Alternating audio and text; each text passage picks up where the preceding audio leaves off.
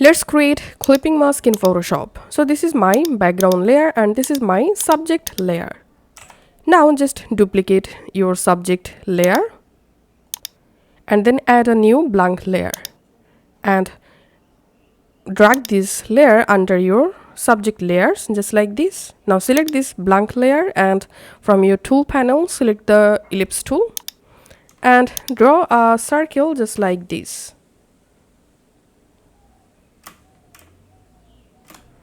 And then click on fill and select a fill color. Click on stroke and here you can add a stroke. You can also change your stroke size from here. And then right click on this layer 1 and click on create clipping mask.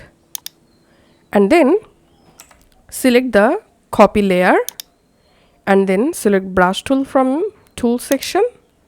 And all you have to need, erase your subject just like this.